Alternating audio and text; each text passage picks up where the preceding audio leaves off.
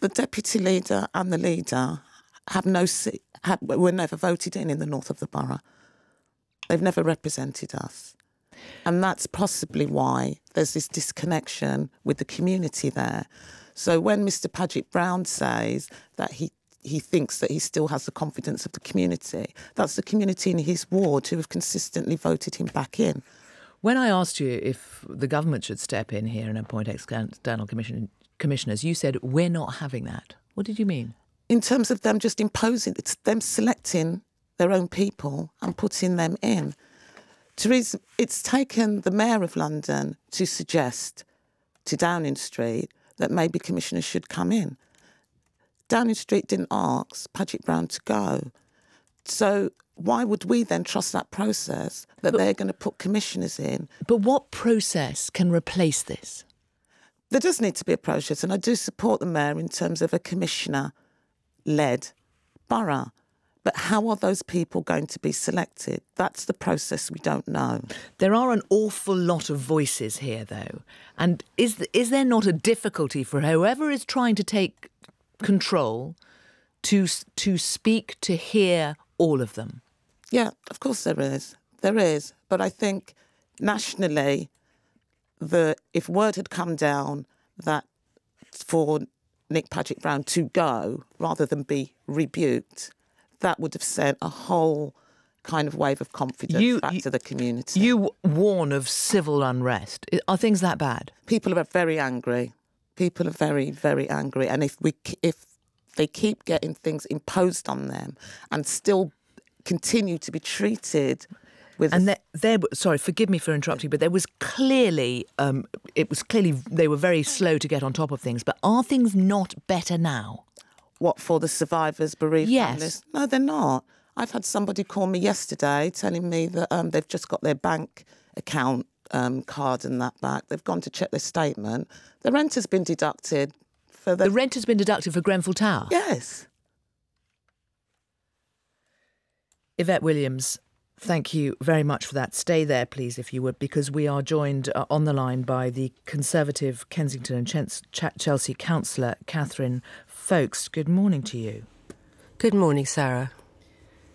But we'll come to that last point in just a moment. But first, Nicholas Paget-Brown had to go, didn't he? I think he did the honourable thing. He had to go. It was a very clever stunt by the press to create this impression of chaos in a meeting that we were having. And I just want to explain, when the meeting was for all councillors of all parties to disseminate information about exactly what we are doing on the ground. And the press decided to get an ex parte application at the last minute, which means that the council had no right to reply or say what they were doing or see what the reasons that they had put forward to have it, the injunction put upon us. They arrived at 6:30 why did you try to hold it? Why did you try to hold it in private? I can tell you very well why. I was actually in the town hall when people stormed into the town hall. It was very frightening.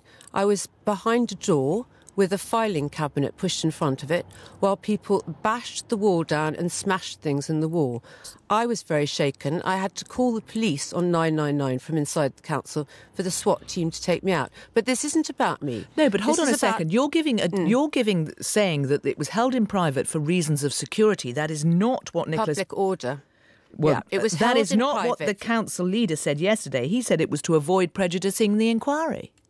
No, that was what he said for the reason for ending the meeting. The reason that we had given primarily to have the meeting in private was because we were worried there was a public order issue, which had been already demonstrated by the invasion we'd had of the council, which, by the way, when you say we weren't effective, the whole council chamber had to be evacuated for the whole afternoon on the Friday after the tragedy with all our officers. The media hasn't quite understood that the media storm has been one of the most challenging things for the council to get on top of this and do this job.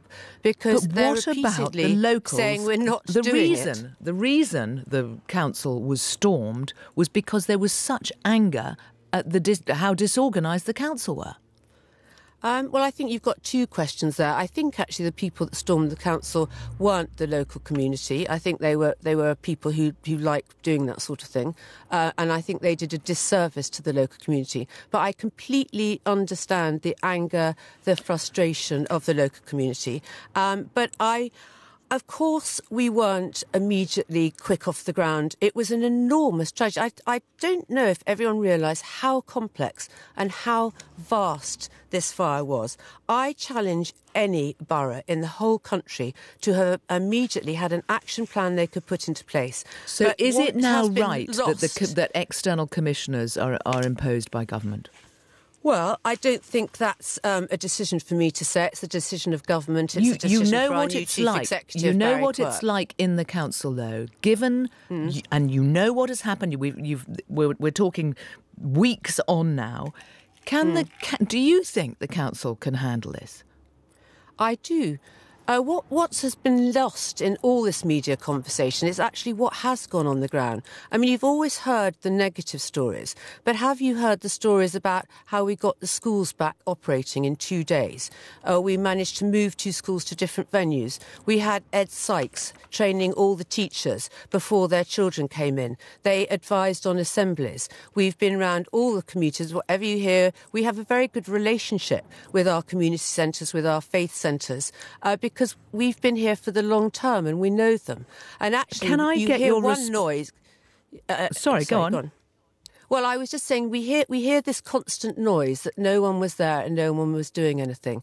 And I feel very frustrated. We have excellent officers in the council who have done a brilliant job. So They've how worked do you 7 respond days a to week. what we just heard from Yvette Williams, that somebody has had rent taken from their bank account for Grenfell Tower?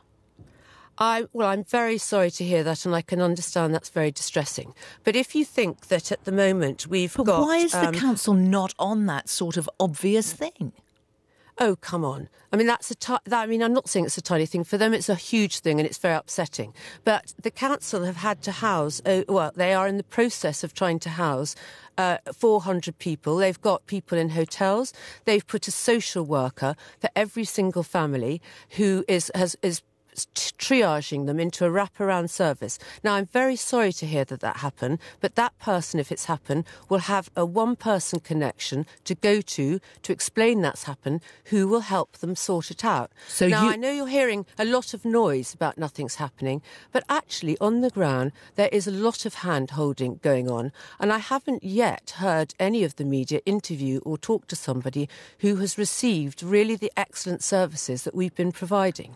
So, in your view, another council member should be elected to lead and another council member elected to be the deputy leader? Well, that's the democratic process. We all have been elected as councillors, and early next week, as early as possible, we will have a meeting and that election process will be put into place and someone will emerge as leader and that person will then choose their own cabinet. But I think people who keep saying the cabinet's failing are missing our excellent officers. What you have to remember is we are one of the only 2 boroughs in the country that has received an outstanding rating.